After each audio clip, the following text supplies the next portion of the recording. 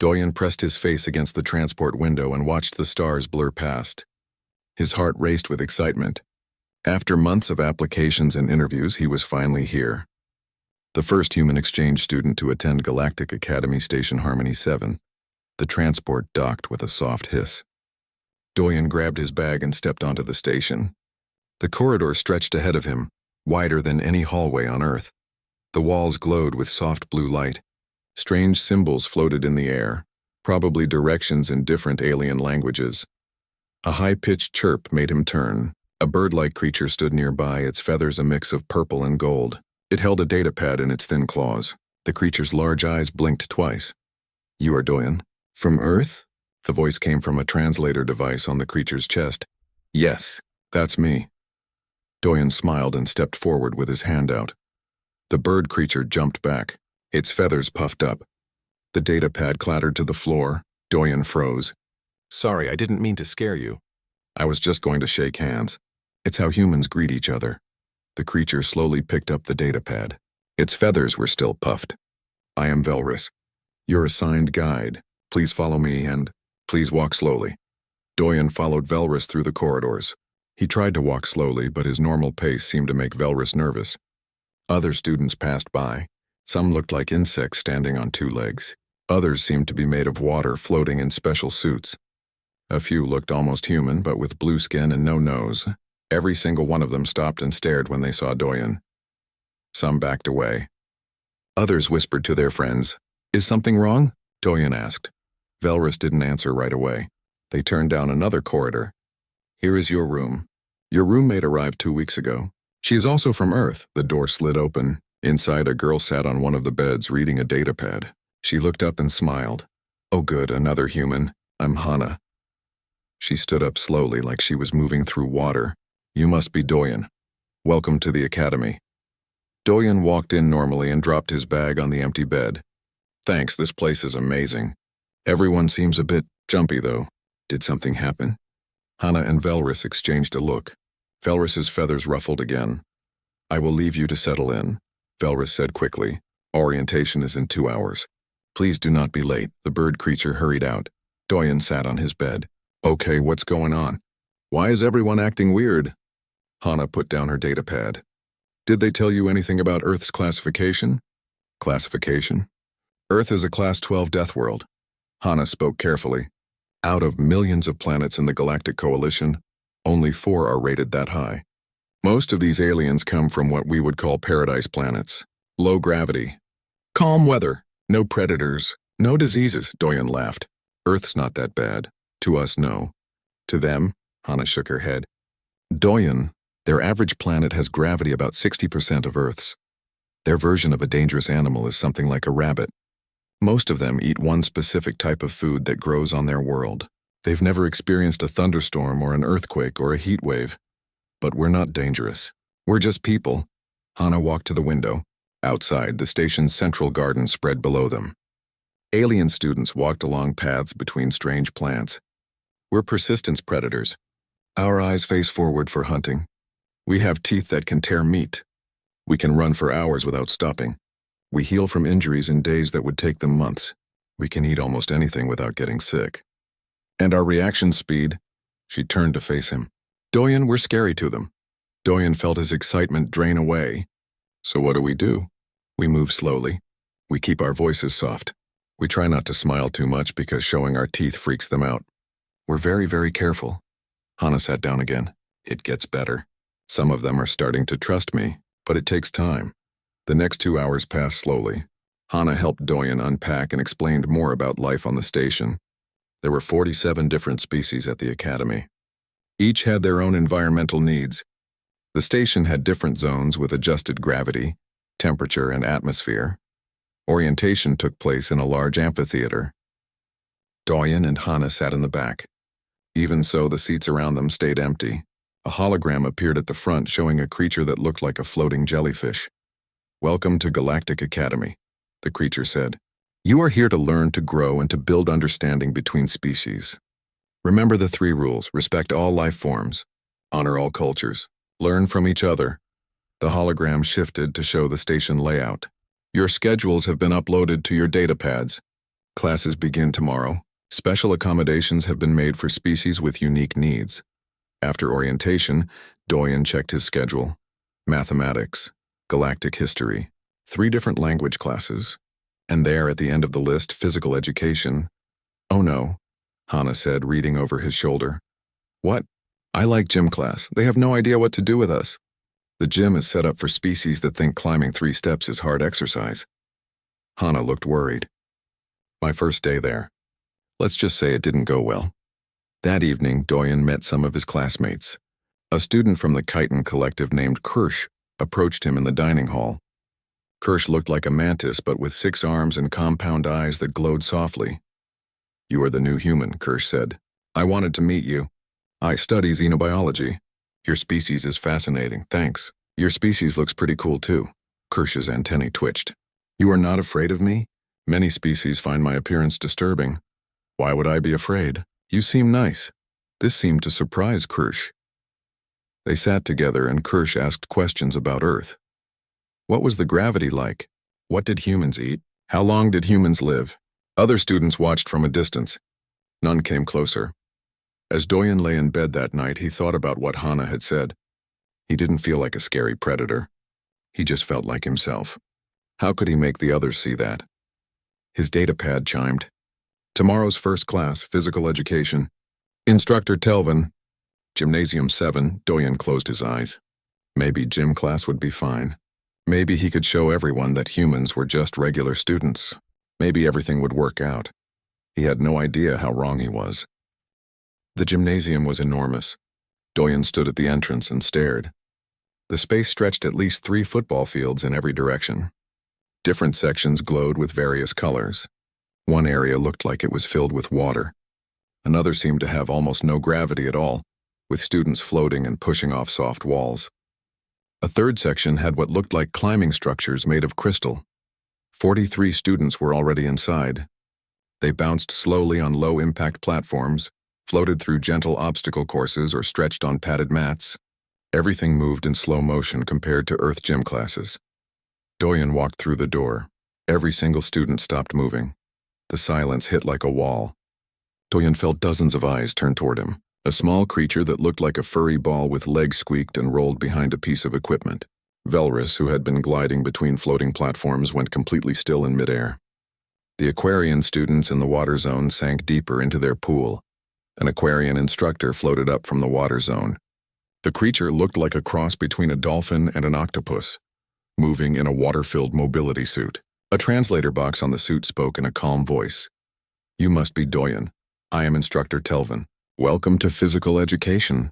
The instructor's tone was carefully neutral. Please, come stand over here. Doyen walked across the gym floor. His footsteps echoed. Behind him, students scattered to the edges of the room. He tried not to notice. Instructor Telvan pulled up a holographic display. I need to assess your physical baseline. This is standard for all new students. Please do not be alarmed by the questions. Okay. What is your comfortable walking speed?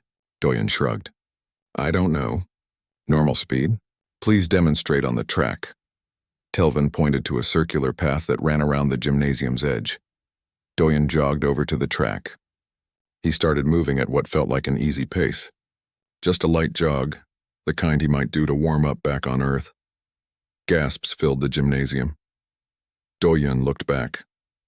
Every student was staring with wide eyes. Velrus's feathers had puffed up to twice their normal size. Even Instructor Telvin seemed frozen. Is something wrong? Doyen slowed to a stop. Telvin checked the holographic display. You were moving at 13 kilometers per hour. You maintained this speed without any signs of strain. Yeah, that's pretty slow for a jog. The instructor's tentacles curled and uncurled. The average student here considers 6 kilometers per hour to be sprinting speed. What you call a slow jog is faster than our fastest runners. Doyen felt his face get hot. Sorry, I can go slower. No. This is valuable data. Telvan made notes on the display. Let us try a strength assessment. Please follow me. They moved to an area with testing equipment. Various devices measured grip strength, lifting capacity, and pulling force. Telvin gestured to a grip strength device. This is calibrated for megafauna species that mass over 500 kilograms. Please squeeze as hard as you comfortably can. Doyen took the device. It looked like a large metal bar with sensors. He squeezed. The numbers on the display climbed rapidly. They passed the markers labeled for different species, past the Titan class indicator, past the Heavy Worlder maximum. The device started making a warning sound. Then it cracked. Pieces of the metal bar bent under Doyen's grip. He dropped it immediately. "I'm so sorry. I didn't mean to break it." Silence filled the gymnasium again. This time it felt heavier. Instructor Telvin picked up the broken device with a tentacle. This device was rated for creatures that can lift small vehicles. "You broke it without straining." "I really didn't mean to. I'll pay for it." "That will not be necessary." Telvin's voice was very quiet. "Please wait here." The instructor moved away to consult a data pad. Doyen stood alone in the middle of the gym. He could feel everyone watching him. Some students had moved to the far walls. Others hid behind equipment. Kirsch was still visible, standing near a pillar, watching with tilted head. The door opened. Hannah walked in, moving with the careful, controlled grace she had shown Doyen yesterday. She saw the broken equipment and closed her eyes for a moment. "Let me guess," she said softly. "Strength test?" "I broke the machine," Hannah sighed. She turned to address the room. "Everyone, please listen. Humans are not going to hurt you. We're just built differently. Our world has higher gravity. We need to be strong to live there. It doesn't mean we're violent." A small voice came from behind a mat. "But you're predators." "We're omnivores," Hannah corrected. "We eat plants and meat. Yes, humans used to hunt, but we also gathered berries and grew crops. We're not mindless killing machines." "You have forward-facing eyes," another student said. "Only predators have forward-facing eyes." "Predators and creatures that need depth perception," Hannah replied. "Humans used to live in trees. We needed to judge distances to jump between branches. That's why our eyes are like this." Velris drifted closer, still keeping distance. "But the speed. You can run so fast." "For so long," Hannah nodded. "On Earth, humans survived by outrunning prey. Not in a sprint, but over long distances. We can run for hours. It's called persistence hunting. But that was thousands of years ago. We don't hunt like that anymore." "Your world sounds terrifying," a small mammalian student whispered. "To us, it's home." Hannah looked at Doyen. "We forget that what's normal for us is extreme for everyone else." Instructor Telvin returned. "I have contacted the administration. We need to develop a new curriculum for human students. The standard physical education program is not appropriate for your species." "What does that mean?" Doyen asked. "It means we need to find activities that challenge you without frightening your classmates." Telvan looked at the broken equipment. "Activities that do not involve our standard testing devices." "We can do whatever activities everyone else does," Doyen offered. "We'll just do them slowly." "No," Telvan's voice was firm. "Physical education is about health and development. If you do not exercise at appropriate levels for your biology, you will not benefit from this class. We must find a solution that works for everyone." The class ended early. Telvin dismissed the students and told Doyen and Hannah that new arrangements would be made. As the other students filed out, they gave the humans a wide berth. Kirsch approached before leaving. "I am not afraid of you," the insectoid student said. "I am curious. But I understand why others are nervous." "Thanks, Kirsch," Doyen said. "I appreciate that." After everyone left, Doyen and Hannah walked back to their room. "I just wanted to make friends," Doyen said quietly. "I wanted to show them humans are normal." "We are normal," Hannah replied. "For humans. But Doyen, we're the strange ones here. We come from a world that would kill most of these students in minutes. Earth's gravity would crush them. Earth's weather would freeze or burn them. Earth's bacteria would make them sick. Even Earth's oxygen levels are toxic to some species. So what do? We give them time. We show them that strength doesn't mean cruelty. We prove that predators can be friends." Hannah smiled slightly. "It's going to take a while, though." That night, Doyen received a message on his data pad. It was from the administration. A meeting was scheduled for tomorrow. Topic: Human integration in physical education. Doyen lay in his bed and stared at the ceiling. His first day of gym class, and he had terrified everyone and broken their equipment. This was not how he imagined his exchange year would start. Tomorrow he would try again. He would find a way to make this work. He had to. The news spread through Galactic Academy like fire. By lunch the next day, every student knew about the gym incident. Doyen heard whispers as he walked through corridors, stories that barely resembled what actually happened. I heard the human bent steel with his bare hands. Roommate said they broke 3 machines before the instructor stopped them. Apparently humans can run faster than transport vehicles. Doyen tried to ignore the stares. He sat in the dining hall with his meal tray. The seat next to him stayed empty. So did the seats across from him, and the seats at both ends of the table. Kirsch appeared, carrying a tray of nutrient paste. The insectoid student sat down across from Doyen. "You do not mind if I sit here? Please do. You're the first person to come near me all day." Kirsch's antennae twitched. "The others are afraid. They do not understand humans yet. But I find your species fascinating. Tell me, is it true you can heal broken bones in weeks? Most species require months or even years." "Yeah, bones usually heal in about 6 to 8 weeks for humans." Kirsch made a clicking sound. "Remarkable. Your species has incredible regenerative abilities." Velrus landed on the table, staying on the far end from Doyen. "Kirsch, you should be careful. Humans are dangerous." "Humans are strong," Kirsch corrected. "Dangerous implies intent to harm. Doyen has shown no such intent." Doyen smiled at Kirsch. The insectoid's compound eyes widened. Velrus's feathers puffed up. "What?" Doyen asked. "Your teeth," Velrus whispered. "You have pointed teeth." "Predator teeth." Doyen quickly closed his mouth. Hana had warned him about smiling. He kept forgetting. A commotion at the dining hall entrance made everyone turn. 3 humans walked in together. Doyen recognized them from the orientation video. The second wave of Earth's exchange students had arrived. The lead student was tall and athletic. He walked with confidence, not bothering to move slowly like Hana had taught Doyen.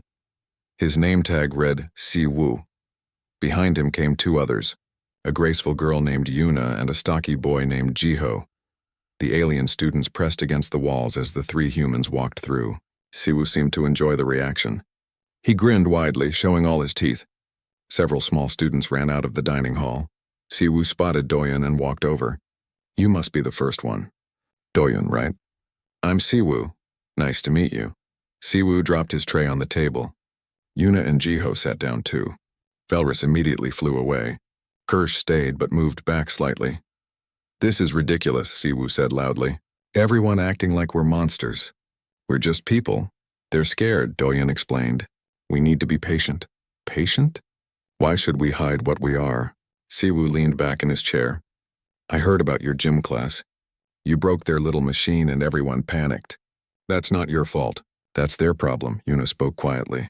"Si-Woo, maybe we should listen to the students who have been here longer. Hana's been here 2 weeks and she walks around like she's made of glass." "No thanks." Si-Woo looked at Kirsch. "Hey bug guy, you're not scared, right?" Kirsch's antennae flattened. "My name is Kirsch, and no, I am not scared. I am cautious. There is a difference, see?" Si-Woo turned back to Doyen. "We don't need to apologize for being human. We just need to show them what we can do. Once they see we have control, they'll relax." Doyen wasn't sure about that, but he didn't want to argue.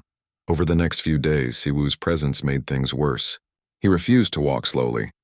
He laughed loudly in hallways. He challenged other students to friendly competitions, not understanding that what was friendly to him was terrifying to them. Doyen tried to balance between Hana's careful approach and Si-Woo's bold one. He helped when he could, but every attempt seemed to backfire. When Kirsch dropped a stack of data pads, Doyen quickly caught them before they hit the floor. His reflexes were fast, too fast. Kirsch jumped back, startled. Other students who saw it whispered about predator reaction speeds. When a small student struggled to reach a high shelf, Doyen lifted them up to help. The student went rigid with fear at being in a human's grasp. Doyen set them down quickly, but the damage was done. When Velrus carried too many books and started to fall, Doyen caught them. Velrus's feathers puffed up and they avoided Doyen for the next 2 days. "This is impossible," Doyen told Hana one evening. "Everything I do makes it worse." "Welcome to my first 2 weeks," Hana replied. "It gets better, slowly." A message appeared on both their data pads. It was from Si-Woo. "Meeting in Gymnasium 7 tonight. Open gym time. We're going to fix this human problem once and for all." Doyen and Hana arrived at the gymnasium to find Si-Woo, Yuna, Jiho, and a human girl named Nari setting up equipment. They had built an obstacle course using mats, climbing walls, and various standard gym equipment. "What are you doing?" Hana asked. "We're going to show them what humans can really do," Siwoo said, in a controlled way. "We'll demonstrate our abilities properly. Once they see we're not wild animals, they'll calm down." "This is a bad idea," Hana said firmly. "You've been tiptoeing around for weeks. Has it worked?" "No, everyone's still scared. We need a different approach." Siwoo gestured to the obstacle course. "I sent invitations to all the physical education classes. Anyone who wants to watch can come. We'll show them Earth standard exercise. They'll see we have control and discipline." Students began arriving. They stayed near the exits, clustering together. Velrus came, and Kirsch, and even Instructor Telvin. The viewing area filled with curious and nervous aliens. Siwoo addressed the crowd. "Thank you for coming.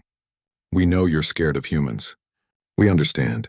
But we want to show you that being strong doesn't mean being dangerous. Watch what human physical education looks like." The 5 humans spread out on the obstacle course. At Siwoo's signal, they began. They ran, jumped, climbed, and swung through the course. What was normal exercise for them looked like an extreme athletic competition to the watching aliens. Yuna flowed through the course with grace, her martial arts training obvious in every movement. Jiho lifted weights that the aliens used for heavy equipment training. Nari ran laps at a pace that looked like a full sprint to the watchers. Doyun did pull-ups on a high bar. 20, 30, 40. He chatted with Siwoo while doing them, making it look easy. The alien students watched in silence. Some were fascinated. Others looked more frightened than before. Telvin's tentacles curled tight. For the finale, Siwoo challenged the other humans to a race. They sprinted around the track, pushing each other, laughing. Their feet pounded the floor like drums. Their speed triggered something instinctive in the watching prey species students. The first student bolted. Then another. Then half the audience was pushing toward the exits, their instincts screaming danger. Siwoo stopped running. He watched the students flee with confusion on his face. "Wait, we're not chasing you. It's just a race." But the gymnasium emptied rapidly. Only Kirsch, Instructor Telvin, and a few brave students remained. Telvin floated forward. "What you just did was spectacularly unwise." "We were just exercising," Siwoo protested. "You triggered panic responses in 17 different species," Telvan said. 5 students have filed formal complaints. The administration is considering removing humans from the academy entirely. The words hit like cold water. Doyun felt his stomach drop. "We didn't mean," he started. "Intent does not matter when instinct takes over." Telvan interrupted. "You cannot overcome millions of years of evolution with a single demonstration." The instructor left. The few remaining students followed. Only Kirsch stayed behind. "That was the most terrifying thing I have ever seen," Kirsch said quietly, "and the most amazing. You move like nothing I can imagine." "We just made everything worse," Doyun said. Kirsch tilted their head. "Perhaps, but I think I understand better now. You are not trying to scare us. You truly do not understand how powerful you appear." That night, Doyun lay awake. He had come to the academy to build bridges between species. Instead, he had helped widen the gap.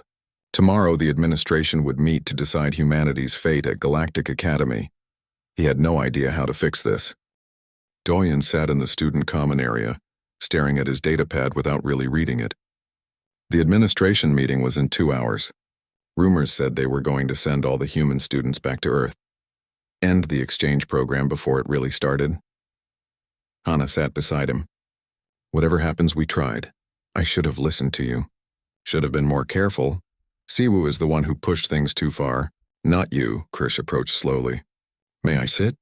"Of course." The insectoid student settled into a chair. "I wanted to explain something. About fear." Doyun looked up. "What do you mean?" "My species, the chitin collective, we are prey species. We evolved on a world with many predators. Fast ones, strong ones, clever ones." Kirsch's antennae moved in complex patterns. "Even though we are intelligent now, even though we have technology and weapons, the fear remains. It lives in our bodies, not our minds. I don't want anyone to be afraid of me. I know. That is what makes this difficult. You are not acting like a predator. You're acting like a friend. But my instincts do not understand the difference." Kirsch paused. "Yesterday in the gymnasium when you ran, every part of my biology screamed at me to hide. But my mind knew you were just exercising. How do we fix that?" Time, exposure, understanding. Krish clicked softly. May I ask you questions about Earth? Personal questions? Sure. Does it hurt? Being so strong? Doyen blinked. What? Your muscles. Your bones. They must work very hard to move your body in high gravity. Does it cause pain? No, it's just normal. We don't think about it. When you broke the testing device, you said you did not mean to. How do you control your strength if you do not think about it? Doyen considered this. I guess we learn as kids. Babies grab things too hard. Toddlers push too rough. Parents teach us to be gentle. By the time we're adults, it's automatic. So you are always holding back, Krish said. Every handshake. Every time you pick up an object. You are constantly controlling your strength. I never thought of it that way, but yeah, I guess so. Hana joined the conversation. Earth teaches you to be careful. Everything there can hurt you. The weather kills people. Animals kill people. Even plants can be deadly. We learn early that the world is dangerous, so we learn to be careful. Krish's antennae waved. This is what others do not understand. They see your strength and fear it. They do not see that you have been taught your entire lives to control that strength. I wish I could make them understand, Doyen said. Perhaps the administration meeting will help, Krish offered. Perhaps if you explain... An alarm shrieked through the station. Red lights flashed in the corridors. A voice came over the speakers. Structural alert. Section 7B. All students evacuate to safe zones immediately. Section 7B. That was the botanical gardens. Students poured into the corridors, heading for safe zones. Doyen stood up, his heart racing. What's happening? Structural failure, Hana said, checking her datapad. Something in the botanical gardens. There's a field trip there today. Primary school students. Doyen was already running. Doyen, wait! Hana called, but he was gone. He sprinted through the corridors at full speed. Other students scattered out of his way. He did not care about scaring them now. There were children in danger. The botanical gardens were in chaos when he arrived. A massive viewing panel in the dome ceiling had cracked. The support beam was failing. The transparent panel, weighing hundreds of kilograms, was slowly tilting down toward a group of small students. They were frozen in fear, too scared to move. Adult supervisors were trying to get to them, but they moved so slowly, too slowly. The panel groaned. It was going to fall. Doyen did not think. He just moved. He covered the distance in seconds. His legs pumped like pistons. He reached the children just as the panel broke free. 6 small students, each the size of house cats, huddled together. Doyen grabbed 3 in one arm, 3 in the other, and threw himself backward.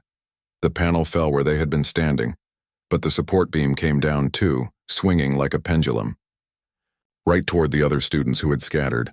Doyen set down the 6 small students and turned. The beam was falling.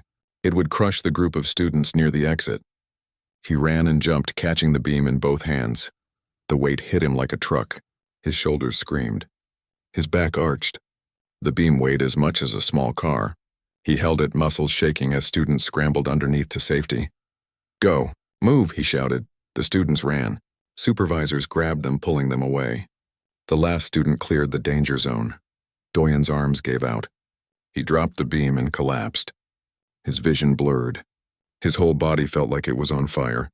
He tried to breathe, but his chest hurt too much. Medical teams arrived. So did Instructor Telvan and half the faculty. Doyen heard voices but could not focus on them. Get a medical pod. Human biology. Check for crush injuries. His heart rate is too high. Is that normal? Someone contact Earth medical databases. Doyen felt himself being lifted onto a floating stretcher. Everything hurt. The last thing he saw before passing out was Krish's worried face looking down at him. He woke up in the medical bay. His left arm was in a cast. His chest was wrapped in something that glowed softly. Everything ached. Hana sat beside the bed. You're awake. Thank goodness. The students, all safe. Because of you. Hana smiled. You have a fractured wrist, torn muscles in your back and shoulders, and bruised ribs. The doctors say you'll heal in 2 weeks. 2 weeks? They couldn't believe it either. Most species would take months to recover from injuries like yours. Hana's smile faded. Doyen, you scared everyone again, but this time it was different. The door opened. Krish entered, followed by Velris and then a stream of other students. They carried flowers, datapads with get-well messages and small gifts. You saved them, Krish said. You saved the primary students. Velrus hopped closer to the bed, feathers smooth for the first time. I watched the security footage. You move so fast, so strong, but you use that strength to protect. A tiny mammalian student peeked around the door. Can I see the human? More students crowded in. They kept their distance, but they were there. Watching Doyen with new eyes. You got hurt, a small voice said. We did not know humans could be hurt. Doyen managed a weak laugh. Yeah, we can definitely be hurt. But you healed so fast, another student said. The doctor said you would be walking in 3 days. Over the next day, Doyen had a constant stream of visitors. Students who had run from him before came to see the human who had saved the children. They asked questions. Real questions, not fearful ones. Why did you do it? You could have died. They were in danger. I had to help, but you did not know them. That doesn't matter. Instructor Telvan visited. The administration has made a decision about the human program. Doyen's heart sank. They're sending us home. No, they are expanding it. Telvan's tentacles rippled with something that might have been amusement. Your actions showed something important. Humans are strong, yes. Humans are fast, yes. But humans use these abilities to protect, not to harm. That is the difference between a predator and a guardian. I just did what anyone would do. No, most species would not have been able to save those students. Most would not have tried. The physical capability is unique to your species, but the choice to help, that is what matters. Kirsch visited again that evening. I have something to tell you. I watched you in the garden. When you ran toward danger instead of away from it, that is when I truly understood. Understood what? You're not scary because you are strong. You are scary because you are vulnerable and still brave. Most species run from danger. Humans run toward it. Kirsch's antennae moved thoughtfully. That is more frightening than any physical strength. But it is also beautiful. Velrus landed on the bed railing. I apologize for my fear. You are still intimidating. Your species will always be intimidating to mine, but I understand now that intimidating does not mean evil. Other students came and went. Some stayed close, wanting to touch Doyen's cast, amazed that bone could break and heal. Others stayed back but smiled. Real smiles without fear. By the third day, Doyen could walk. His body still ached, but the advanced medical technology of the academy had helped. Hana walked beside him back to their room. Everything is different now, she said. Yeah, they're not afraid anymore. Not as much anyway. You showed them what humanity really is. Strong enough to help, brave enough to try, and vulnerable enough to be hurt. Hana looked at him. That is what they needed to see. Not our strength, but our willingness to use it for others. Doyen's datapad chimed. A message from Instructor Telvan. Physical education resumes tomorrow.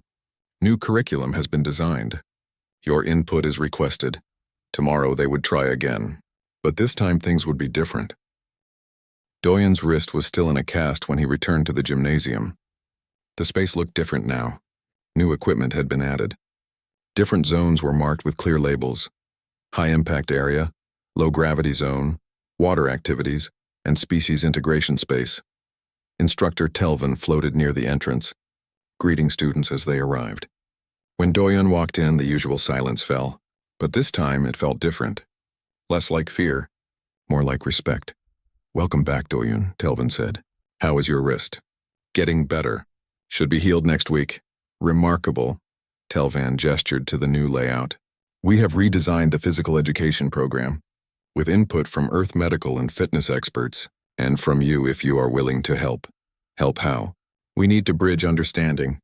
The other students need to learn about human capabilities, and humans need to learn about other species' abilities. You will be our teacher along with your classmates.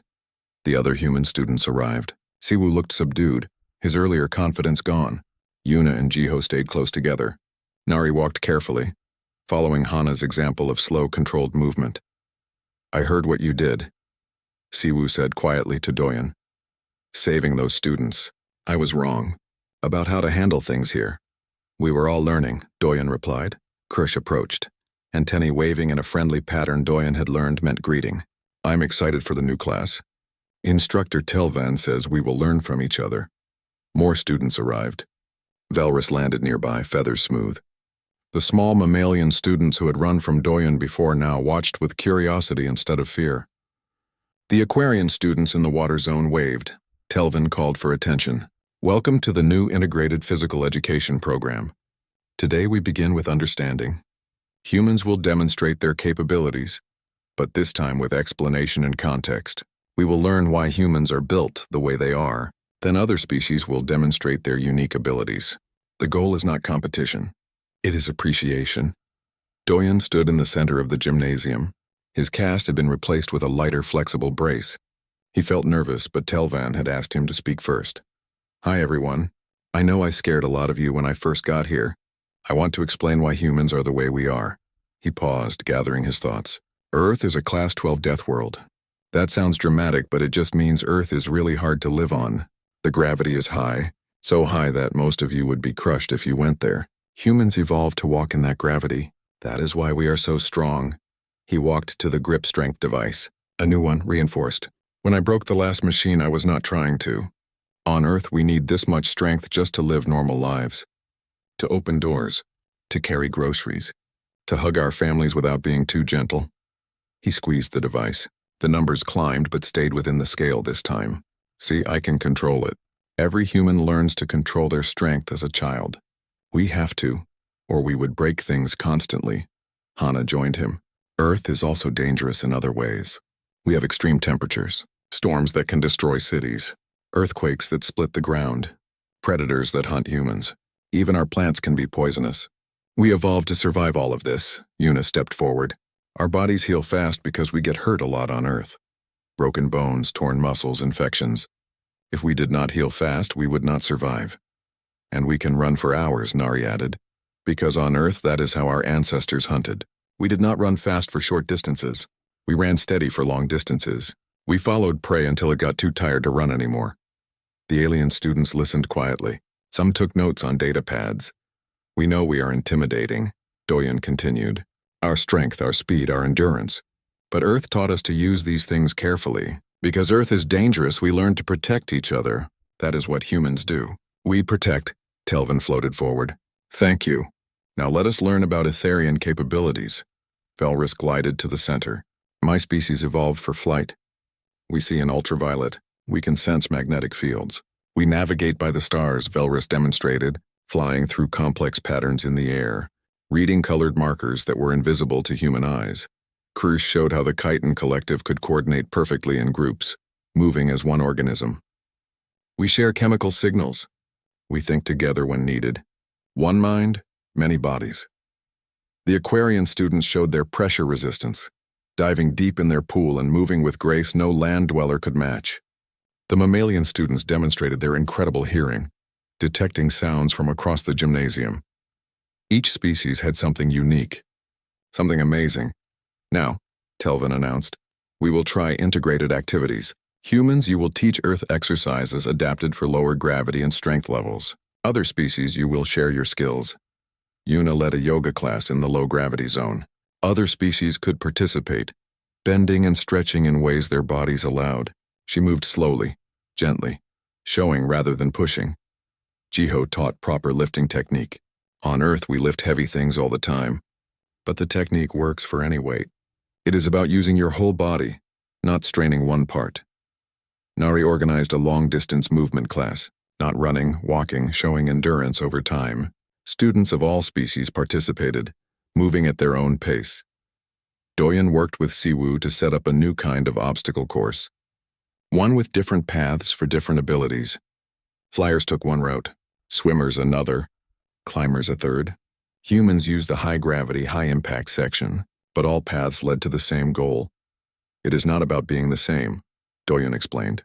It is about working with what you have. The class ended with a team exercise, mixed species groups working together.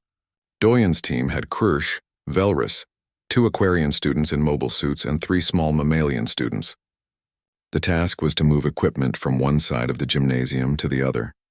The Aquarian students planned the route. Velrus flew up to check for obstacles. Krush coordinated everyone's movements. The small students squeezed into tight spaces, and Doyen lifted the heavy items. We each do what we are good at, Krush said. Together, we are stronger than any one species alone. Over the next weeks, the integrated program grew. Humans taught Earth games adapted for mixed abilities. Basketball became popular, with floating zones for flyers and underwater goals for swimmers. Low-gravity soccer attracted students from dozens of species. Human Appreciation Day became a regular event, but it expanded. Now every species had a day to showcase their culture and abilities. Humans learned to sense magnetic fields using borrowed equipment. Etherians tried human food carefully prepared to be safe for them. Chiton students taught collaborative problem-solving. Doyen no longer walked alone in the corridors. Kirsch often joined him. Velrus perched on his shoulder sometimes, weight so light Doyen barely felt it. Other students stopped to chat instead of running away. One evening, Doyen sat in the student common area helping Kirsch with physics homework.